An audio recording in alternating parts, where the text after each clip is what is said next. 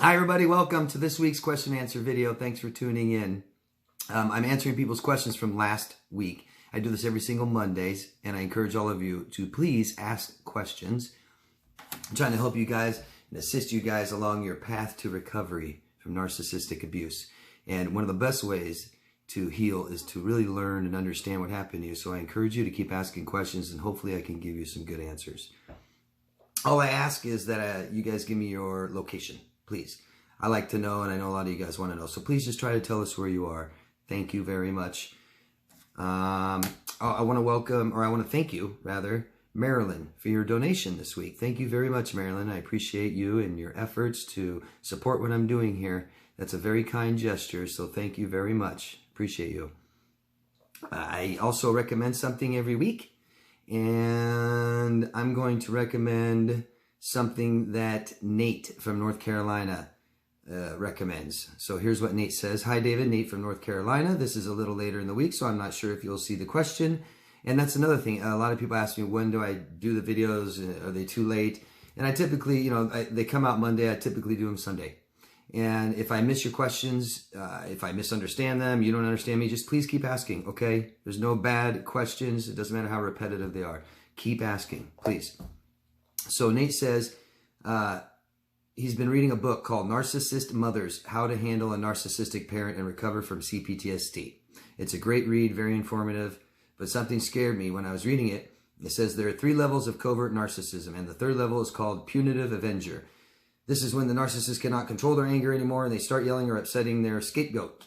And you said your dad is the scapegoat. I can tell my dad is way more stressed out than he used to be, so I know she's upsetting him, talking about how I don't talk to her or love her.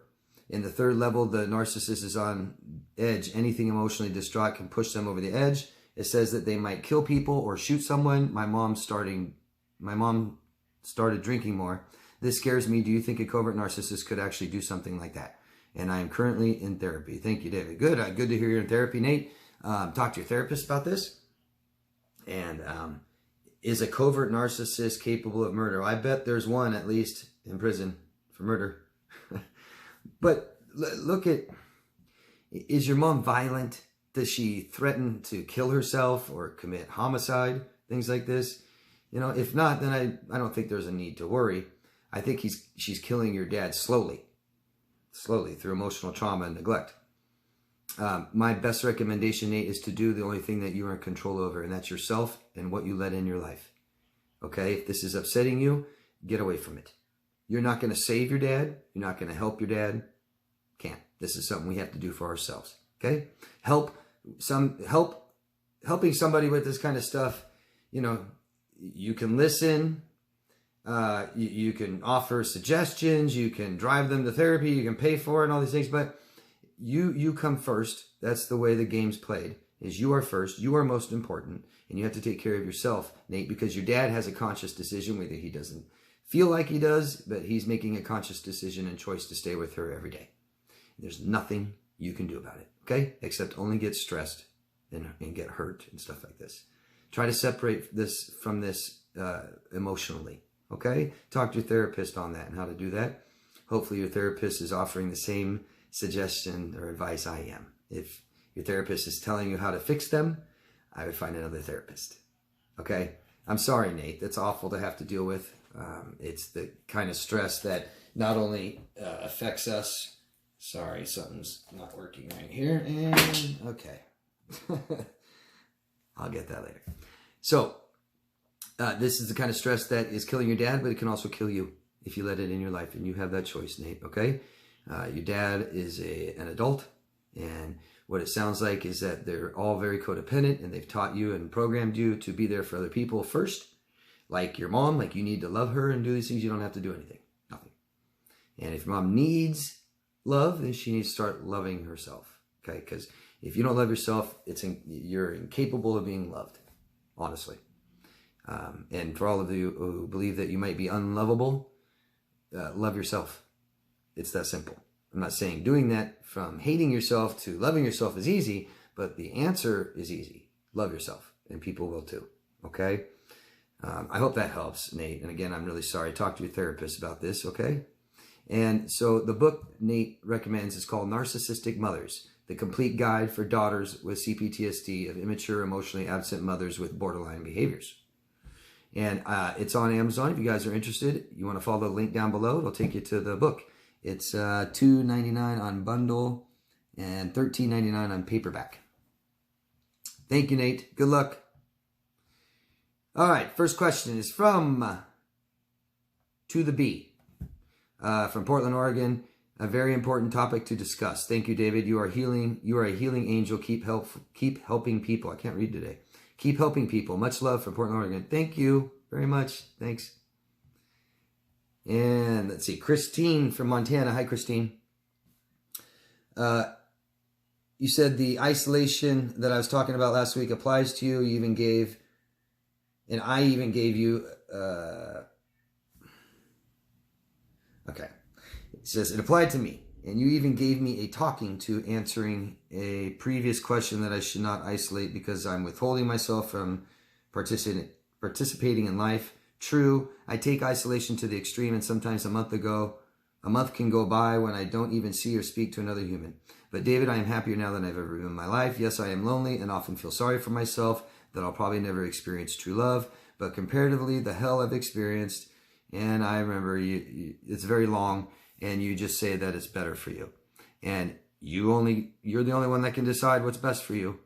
But it's the worst thing to do for any human, and you're human. And it applies to you too. It's the worst thing you can do. And this just goes to show that we're having troubles with relationships with people. And there's so much to learn. There's a ton of information out there that you can learn from. And we can heal from our past so our brain's not certain, like yours is, that it's always going to be bad. People are always going to hurt me because those have been my past experiences. Okay, Christine, do what you want. And if you find out that someday this isn't working for you, remember what I said. It's the worst thing to do for yourself. Absolutely the worst. The worst. If somebody wants to know what the worst thing to do to themselves, say isolate. Don't talk to anybody. Don't let anyone in your life. Don't give them a chance. That's it. Sit at home on your computer. It's the worst thing. And I hope you do give the world a chance to enjoy you, and that you, give yourself a chance to enjoy the world. Okay? Relationships aren't easy for anybody. They're difficult, but they're also the most important thing in our life, and we can't just give up. You're giving up on yourself, not the world. You're giving up on yourself, Christine. Good luck. And you said, let's say I go to a therapist. Well, just go to a therapist. Let's not pretend or just say, because you don't know what's going to happen. Okay? Thank you. Okay, being me, and this is a couple pages. And I appreciate it. I just can't read everyone's questions that are so long, or this video will take 3.5 hours and nobody will click on it. So let's see if we can get to the thing here. From Alabama, thank you. I know this is a lot, but please read if you can. I'm going through a smear campaign after reporting multiple instances of plagiarism from 2 narcissists in my graduate program. They copied me and several other students on their laptops in plain sight. They also verbally quoted your work in class. The faculty confronted them, and they showed tears of remorse, and so now they believe them. The whole class was uncomfortable with them in the room, pretending they didn't do anything. So I decided to speak up and tell them that they're aware of what they did, and we're not going to pretend it didn't happen anymore. They stormed out of class and accused me of being unprofessional. The professor who's worked with them before has a close, somewhat flirtatious relationship with them. Proceeded to interrogate you and insist that you were trying to hurt them. You just wanted to acknowledge the elephant in the room.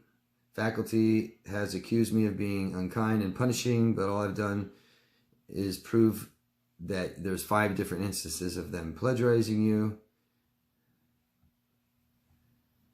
He didn't want to understand your side of things, just wanted to protect them. He accused you of ruining the classroom environment. The professor proceeded to rapid fire questions at you until you cried and left his office. Were you guys alone? That's kind of important. I've managed businesses and had lots of employees, and I would never talk to an employee alone in my office. Never. Because for my protection, not theirs, mine. A lot of false accusations could happen, and I always made sure my assistant manager was with me. But I'd recommend not being alone with this professor. If they're doing this, I would recommend you go report the incident. My best advice is know very, very well what you want from this class. Like, if I have a job, I got to remember I'm there to make money. That's it. Not there to make friends. I'm not there to feel emotionally better, to be very comfortable. I'm there to make money. And I keep that right in front of me. Money, money, money, money. And when I start having problems with other employees and stuff, I just tune them out, make money. I'm not trying to say your situation is that easy, okay? Just try to remember that you're taking this class to earn the credit, to learn the information, whatever it is, and just stick to that. As far as people plagiarizing you and stuff like that, think about what you're in control of. Think about your options. Quit the class, go report them, hide your work, don't let them see it, stuff like this. And that's about all you can do. But you have options. You have options, okay? It sounds like what you're saying is the schoolroom, the school faculty, including the professor, isn't working with you about these things. He's saying that you disrupted the classroom. And so whether you did or not, whatever it was you did that he claims you upsetting the classroom, you got to stop doing it. I'm not saying you're doing anything wrong. I don't know. Whatever it is you did that he said that is disrupting the classroom, I wouldn't do that anymore. You're going to get kicked out of the class. It's a horrible thing for people to copy and plagiarize what you do. It happens to me all the time. There's a lot of narcissist videos out there that I could come out with what I think is a great video, and next week I see other channels copying me, and I have people telling me this. Take it as a compliment. I'm really sorry. I can understand, I think, what you're going through. It must feel pretty bad. Know exactly what you want from this class. Decide your options and make a decision, okay? Realize what you are in control of only, and think about if you want to continue this school. Maybe go to a different school. I don't know how far along you are in the class. Maybe you want to just try to finish. Maybe you want to stop and start over. Have all these options in front of you to make the best choice. Bounce these off with people you trust. What do you think? I was thinking about doing this, okay? Because it really doesn't matter what you do. It only matters how you feel. Really important. All right? You want to finish this class, or you want the credit, the education, whatever it is, because it's going to make you feel better. It's something you want. It's something that's important to you. And so if we're in this class and it just feels bad and there's nothing you can do, right, then it's not really worth it anymore to do this class. And I'm really sorry. These are things sometimes we have to accept in life, and accept that we only have so much control over the situation. And the wisdom comes with knowing that difference, okay? I'm sorry. Good luck. Keep me updated. If you have more specific questions about this you think I can help you with, please ask, okay? Thanks. Being me. Hi, David. Me again. From Alabama. Hugs from Alabama. Thanks. I appreciate your patience and your willingness to help all of us. I'm lucky enough to have a friend call me on my crap, and I'm glad. I will often tell myself I'm alone, when in fact I have people around me who really care. I just don't trust them to stick around to be the genuine after my family betrayed me when I tried to expose the physical and sexual abuse my parents had done. At the first sign of friction in relationships, I distanced myself off by cutting people off completely, often not even giving them a chance to really explain themselves. I'm so afraid of being hurt that I live in a perpetual state of anxiety, so I'm internally hurting anyway. Isn't that funny? No, it's not funny. Any thoughts on challenging old beliefs? Yeah, I talk about this all the time. I've got like 900 videos. Yeah, keep watching them. I have a playlist called Healing C-PTSD where I talk exactly about things like this. We got to heal from our past experiences that still feel bad. We do that by talking. You need a therapist, somebody, some professional to talk to. Get it out, understand it, and start feeling better about it. And we're less afraid it's going to happen again. We need good, positive experiences. And so when you meet somebody, when you start a relationship, a friendship, you're dating, things like this, we have to constantly tell ourselves, if you want this to work, you have to constantly tell yourself, this is a new person, this is a new experience, a new relationship. This isn't the old one. This isn't the old person that hurt me. We're starting fresh, and we got to take chances, got to be vulnerable, okay? But there's ways of doing this to keep ourselves safe still, and I think that's a big problem that all of us have, most of us. We've been in abusive relationships, then we have problems being vulnerable and being safe about it. So this is something you can learn, okay? Lots of literature out there for it, videos. You can watch my videos, but I would watch my CPTSD video about challenging negative thoughts, okay? Good luck. We counter, and I say we challenge thoughts with the truth. And the truth feels better. So when we're depressed, that little voice inside is telling us negative things. It's never true. You're never the worst person in the world. You aren't unlovable. You aren't, all these things. It's not true. And we can really buy into those things. Just like if you tell yourself something in the mirror, you're going to start believing it, whatever that is. Okay? And so we accept our emotions and how things feel. We challenge our thoughts all the time because this isn't really who we are. Tell yourself that. Who I am is one part is how I feel, my emotions. That's a big part of who I am. Who I'm not is my brain. This is what I have. This is what I am. And my thoughts, I'm not totally in control over. We all have impulsive thoughts, things like this. And we need to challenge them, especially if they're negative and they hurt. We challenge them with the truth. And how do we know? It feels better. We tell ourselves something just like a friend, our best friend would tell us, just like we would tell our child. Loving ourselves unconditionally, okay? Good luck. This comes with positive experiences. So you have a good positive experience, finally one, the next one is better and better, and our anxiety calms down, okay? It's a process. It takes a while. Thank you. Mapina. But your name's actually Marina. It's interesting. Maybe that's how you spell it. You're from Greece. Do you think Kundalini awakening heal the PTSD? Have you any education on that? Yeah, I know what a Kundalini experience is. And, you're asking if I have a Kundalini experience, am I healed from PTSD? No, not just with that. Just like you're not going to get healed just by doing acupuncture. You're not going to get healed just by taking some vitamins. You're not going to get healed by exercising and sleeping well. All of these things help. All of these things help. Most important is talking. So we have therapy, talking. It's not just number one. It's mandatory. Mandatory. So we can do all these different supplemental things around it, right? And it's not going to get you there unless you're doing this first and only, at least. Kundalini awakening or experience, you call it awakening, is really just broadening our self-awareness. Might be a light bulb moment, okay? And that's what we need, because everyone who's been in an abusive relationship lost themselves, unless that's the sole reason you're on this planet, to just be abused by people. So if we lost who we are. We didn't get the things we needed. We never got what we wanted. It always felt bad and we ignored it.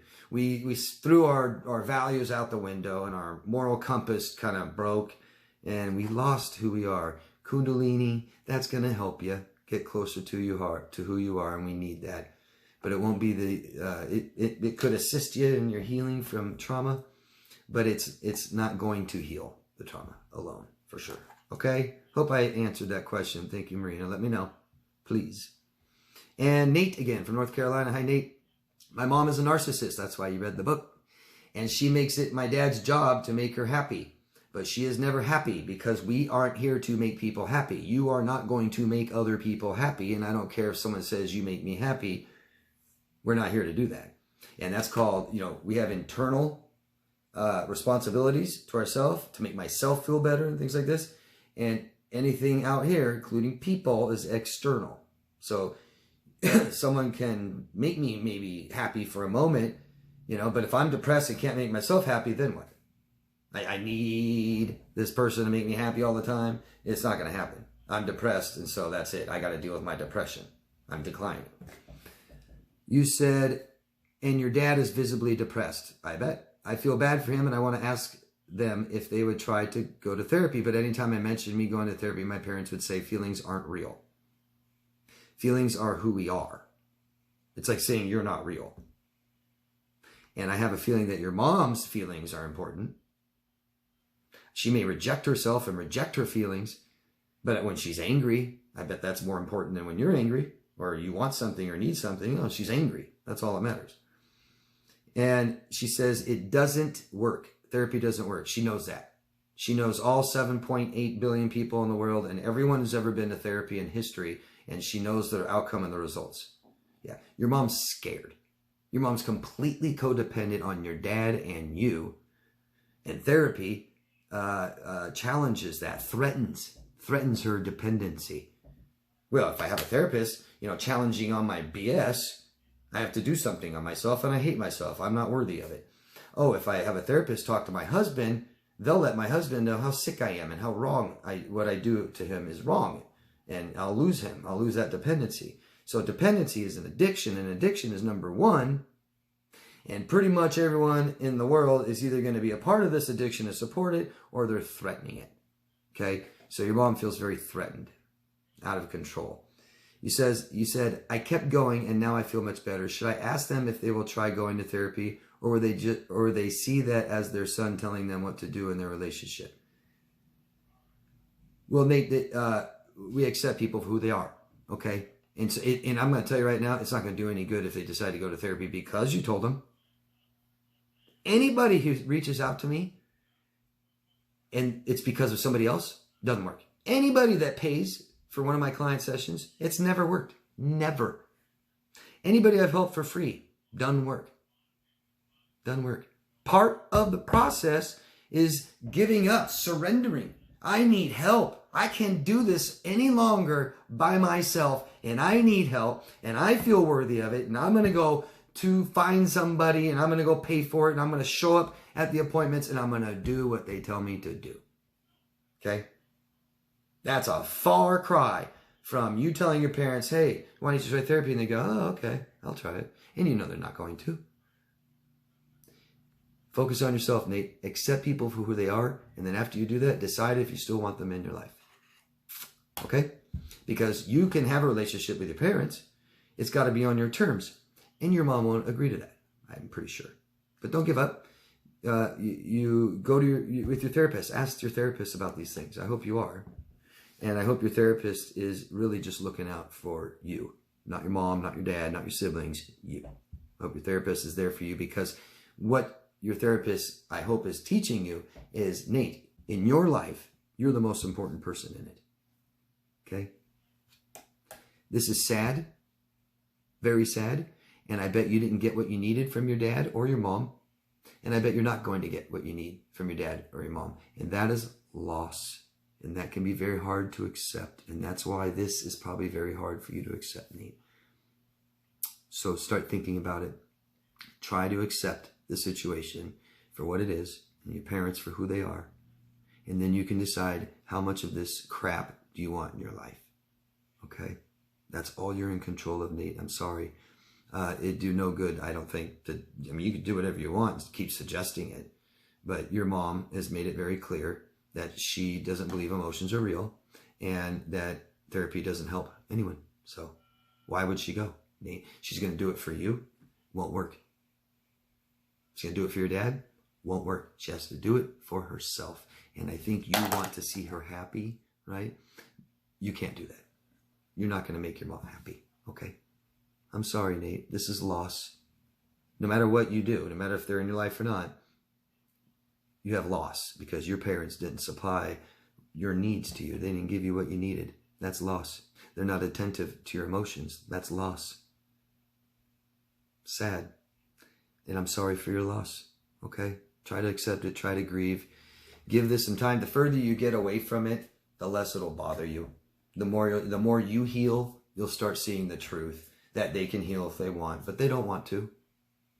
They don't want to. Some people don't. Some people look at it as drug addiction. I've known many drug addicts in my life. I'm not proud to say that, but I've never been a drug addict. But I think people like us tend to have sick people in our lives. And I had some drug addicts in my life when I was younger. And there's nothing you can do for them. The only thing you can do for them is enable them. Listening to your dad vent about your mom and saying, oh, it's okay, Dad, why don't you try this, try that, and he does it, and he goes back to your mom and takes more crap. When he can't take it anymore, he can't tell her, so he's going to go vent to you. And we, us people watching this, tend to have people like that in our life too, don't we? Oh, my boyfriend's such a piece of crap, he hit me again. Oh, he's cheating, he's lying to me, man, I hate him. And not telling the boyfriend, not doing anything about it, just venting to you. And you're saying, God, that's so bad, I'm so sorry. And it stresses you out, and you don't really want to talk about it anymore, and you don't know how to help them, so stop trying. Okay? When you are healed, you won't have so much empathetic feelings that just hurt you and hurt you and hurt you all the time. And I use this analogy a lot. You see children at 4 or 5 years old running up and down the sidewalk with sandals and shorts. And they're running and running and running. You know they're going to fall. And you know they're going to skin their knees. But do you freak out? No, because you've done it and you're healed from it and you're okay. So you know that they'll be okay. Okay? As far as their toxic relationship, I wouldn't keep it in your life. Right? Thank you again. Sorry. Emily. Hi, Emily from Latvia. Hello, David. Thank you so much for answering my question. Yes, I think my romantic partner has depression. He has ghosted me for 3 days, although we used to communicate every day since March.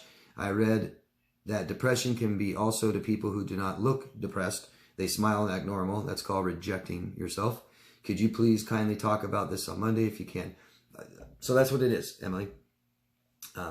We have 5 major parts to ourself. And when we're in a relationship with a narcissist, we don't get what we need. We don't get what we want. We lose our values. They don't care about our opinion. And it feels like crap. Feels like crap. And we are essentially kind of rejecting ourselves, aren't we? We're compromising ourselves. We're sacrificing ourselves. We're numbing ourselves. And somebody who's depressed and doesn't want to show it doesn't want to be vulnerable. They don't like themselves. They have not accepted themselves. They won't accept their depression, possibly. Act like I don't have it. See that? Hope that makes sense, Emily. Thank you. Good to see you again. Let me know. Okay, keep asking. And Emily from South Africa. Hello. Another Emily. I'm finally away from the farm for a bit. Oh, great. Feels better. Things feel more clear instead of just chaos. I'm having trouble with feeling restless. I do things like rearrange or walk around the room and straighten up things for no apparent reason, probably to keep myself busy, but it's not really the productive or necessary. How can I stop? Reading all the comments from the videos really helps. Why is it healthy to keep things separate? For example, close friends from coworkers, having a room to sleep from a room to work. Is that how your brain functions? So, okay, that part first. We have different parts of our brain that manages different parts of our life, literally. So imagine there's a part of our brain over here that manages all our relationships and our personal life, social life. And then there's another part over here. I'm not saying it's here, but just analogy or example. This part manages your work life, your daily activities, stuff like this, okay? They really have not much to do with each other, but all of it needs to function well. Like parts to an engine, right? We've got what takes in the air, the water, the gasoline, stuff like this. They're all separate, but they all need to function properly. And if you mix work and business, personal life, we just make mistakes, first of all, and it can be very stressful. So if I have, some past emotional problems with my father when I was a child, stuff like this, and we never resolved them, and then we go open up a business together, me and Pops, that stuff will kind of leak into the work life, and I'll think about some of these things. I'll get mad at my dad because he's starting to do it again. I'll yell at him. Now we have a big blow up and we're not getting work done. Or let's just say I have my own business. Let's say I go work on my bed all day, and in the middle of it, I take phone calls and talk to friends and watch some TV and go back to my work. I can't concentrate very well. I'm not going to be very productive. I'm not going to do the best job that I can, and I'm going to make mistakes. That's the way our brain functions, okay? And the first part, why do you straighten the room and all this stuff to keep it in order? Because it's typically the only thing you may feel like you have control over. When our life is unmanageable, we tend to manage other people's lives. That's the codependent. Mom telling you should do this and you should do that, and that's not right, and don't feel that way. And mom needs to focus on herself. Yeah, mom needs to worry about herself, focus on herself, and start learning how to manage her life so she'll stop managing yours when you're 38. Okay? Hope I answered that. Let me know, Emily. Good to see you again. I'm so glad you're off the farm. Yay. Congratulations. I really like to hear that. I hope it's going okay. It'll get better, I promise. Now that you're in a healthier environment. I don't know what could be worse than where you were. Okay? Can you leave a link to your website? I love your teachings. Yeah, I left a link. I didn't hear from you, and you didn't reply.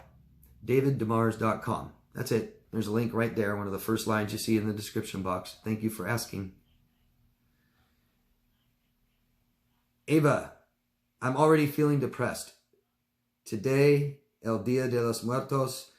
Soon, Christmas alone, without my mom, the BPD, who traumatized me and separated by fostering rivalry between me and my sister. From Spain. From Spain. I'm sorry you're feeling depressed. We have to talk. We have to talk. And understand the root causes of this. Professional will help you do that. Okay? Soon, Christmas alone. Let's reframe things. I'm guessing you haven't had the best Christmases. Probably. If your mom was BPD. You didn't have very good ones growing up. I know. And you said you were traumatized. So let's say this Christmas is going to be boring and you're alone, but maybe that's better than being traumatized. I hope your brain's not saying, yeah, but at least I wasn't alone. At least I had my mom who abused me and traumatized me. See, let's reframe that. At least I'm not going to be traumatized or abused this year. Let's just say, screw the holidays this year. Okay? And you do something else. Hopefully with people. If you can't, let's start doing things we can do to have people in our life. The best thing I suggest is find things that interest you in the world. Start pursuing them and involving people. That's how it works, guys. Okay? If this Christmas just goes okay, you won't be so scared, nervous, anxious about next Christmas. They will get better. Okay? I'm sorry you're alone. You always have yourself. When we come out of trauma, we kind of lost ourselves and we don't want to be alone. But you're going to be okay. Buy yourself presents. If you want to celebrate, put the tree up and lights up. Or just say screw it this year. And as you get older, I don't know how old you are, but as you get older, for people that are in their 40s, 50s, 60s, understand this. But as you get older, time goes so quick. It's Christmas again. It's Christmas again. It's Christmas. Let's break out the tree. Same decorations, lights. You can skip a year. It makes the next one even better. Right? There's a lot of things you can do in therapy that a therapist will help you. I help my clients a ton with this stuff and suggestions. Okay? I'm sorry you're going to be alone. You're never truly alone. You have yourself. And that doesn't feel good, then that you know what to work on. Okay? Thank you. David from Canada. Hi, David. Good to see you again. Another great informative video. Thank you. Thank you for your time. Been formulating a question for a while. It has to do with the Hoover, the NPD Hoovers. I assume the BPD does as well. Could you touch on the differences between the two? Are the methods the same? The goals of the PD person the same? Or are there same differences? Well, they're different people, so it's always different, right? It's always different situations, different people. It doesn't really matter. I mean, I can sit here and tell you how it can be different. Where a BPD is just so codependent, they can't be by themselves, really. A narcissist can be by themselves. Narcissists really just use people a lot and exploit the hell out of them. BPD can too. But see, it's just so much gray. It's just, yeah. Not every NPD does the same thing. They don't hoover the same for the same reasons and all this. Not even every narcissist is the same. There's different kinds of narcissists. But they both have personality disorders. They're both codependent. They both need people. They need them. Maybe for a little bit different reasons, but they need them. Okay? And so they're going to hoover. And it's just pointless because you could have one narcissist that is overt and just wants to abuse you more. They're going to say they're doing so well and rub it in your face because they really compete. Narcissists compete and have to be better than you. Where borderlines give their whole self to you, right? And then they feel that they're lost. They lost themselves. They don't know what they're doing. Please help me. I need you. I love you. And they idealize love so much. And I know I'm not helping, David. If you had more specific questions, please ask. But you just can't group people all together as all. Okay? I've done videos on the different types of narcissists. I've done videos on the different types of borderlines. Maybe that will help you. Go watch them if you haven't already. Thanks, David. Sorry I can't help you very much more with that question. But they're all just too different. Borderlines, it's very much harder for a borderline to get over you, typically. They obsess, they ruminate too. They don't have a real stable sense of self at all. And sometimes they just can't handle their pain and so dependent on you to do that for them, where the narcissist may just be competing and sees that you're happy, or they feel down, so they want to hurt you more so they feel better about themselves. Hope that helps. Thanks, David. Good to see you again. Jennifer from United Kingdom. Hi, Jennifer. Are narcs created or born? Like it is it a mixture of nurture and nature? Well, there's 3 parts that make up who we are: nature, nurture, and your society, your culture. Okay? They all play a part in narcissistic personality disorder. I believe it's more about parenting, childhood, okay? Your genetics can make you more susceptible, all right? But it really is a developmental disorder, even though it does include your culture and it does include your genetic makeup. But it's mostly about parenting, I believe, my opinion. Hope that helps. Thanks, Jennifer. More nurture than nature. Cindy, hugs from Georgia. Hi, Cindy. Good to see you again. Jennifer again. How does exercise help our minds? Does it help our thoughts? Yeah, absolutely. Our minds need to function really well, and we have to move. I mean, if you just sit still and not move, you're eventually going to have anxiety, probably depression. You're not doing anything. Moving around stimulates our brain. Exercising helps this part of our brain, which triggers hormones to be released, feel-good hormones that calms our anxiety, that helps our depression, helps us feel better, pain, sleep better, all these things. And when we're succumb to trauma over the years, this stops working very well. And we just have our stress chemicals. That's it. And that's what causes us anxiety and depression, panic, stuff like this. So exercise will help this part of our brain function better by releasing feel-good hormones for them. Makes us feel good. It calms down our stress and anxiety, things like this, and it helps us feel better. Exercise is one of the things that does that. So does cooking. So does art, creativity, talking. Okay? Thanks, Jennifer. And that's it. That's it. Every week, and I notice more this week, I may not give you the answer you want or you're looking for, but I take a lot of integrity in my answers. And a lot of times I can't just give you the simple answer, the broad brush, because it may not help you. It could actually hurt you more. So I try to be very, very careful.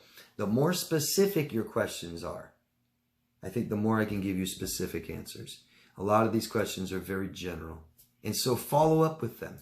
Please tell me what you think of my answer and then be more specific. We can work together on the same question you have for weeks. I don't mind at all. Okay? I'm not saying I have all the answers. I have opinions, and they're based on my formal and informal education and experiences and helping other clients. So please just keep asking. Okay, guys? Please, please, please, please. I really hope you do. If you guys think that this is beneficial to you or other people, can you please support what I'm doing? Push a couple buttons. Subscribe to the channel. Hit the notification bell so you know that my other videos are coming out all week. And vote up or down. Make them active. Comment down below. Say, hello, David. I'm from the United Kingdom. I'm from the Southern Hemisphere, from down under. I'd really appreciate that. And anybody who's looking for help, and this reaches them and pushes them in the direction to get help, you're really helping. You're saving lives.